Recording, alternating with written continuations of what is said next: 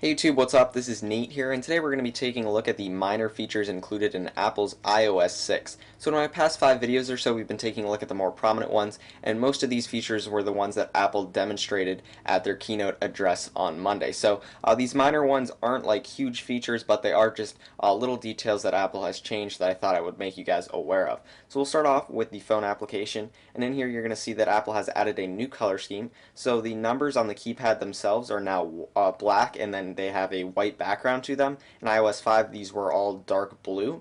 And then also with the call button right there is a much lighter green than it used to be. And also up here you're going to see where the carrier is, the time, and the battery percentage. That color has changed to match the color of the application that you have open.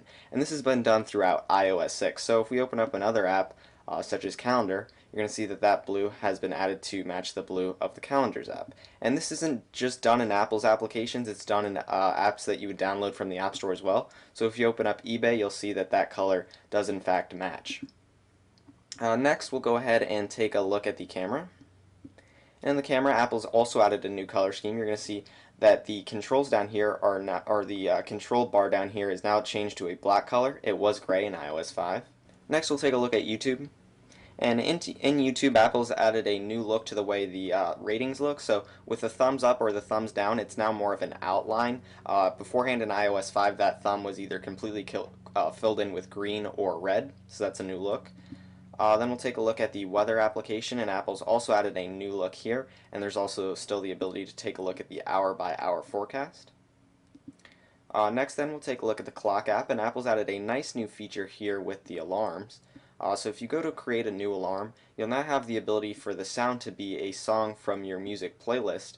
So you can pick any song that you currently have available to play on your iPhone as a song that you can use for your alarm. So that's a nice feature. Next we'll go ahead and take a look at music. And Apple here has added the new color scheme, sort of like what we saw with the iTunes Store, the iBook Store, and the App Store, in which it is now black and white based. And you can see here that you still have the playlist, the artists, the songs, the albums, and the More tabs down at the bottom. And Apple's also added quick access to the iTunes Store in all of these tabs right here. And as far as the music player itself goes, it's received a new look as well. So you've got black controls down here at the bottom and a new volume slider there as well. Next is settings, and this might be kind of hard to tell on camera, but Apple has changed the look of the icon a little bit. It still has those 3 spinning gears on it, but it does have a little bit of a new color and texture to it, so hopefully you guys will be able to recognize that when you get your hands on iOS 6. I'm not sure if it will come across on the camera to you guys though. So if we open it up here, you're going to see that Apple has now added much quicker access to the Bluetooth control. I think in iOS 5 you had to go into General and then into Bluetooth, but now it's more available, readily available right here underneath the Wi-Fi control. Then we've got brightness and wallpaper. This is new because in iOS 5 the brightness and the wallpaper settings were separated out. Now they have been combined into one section.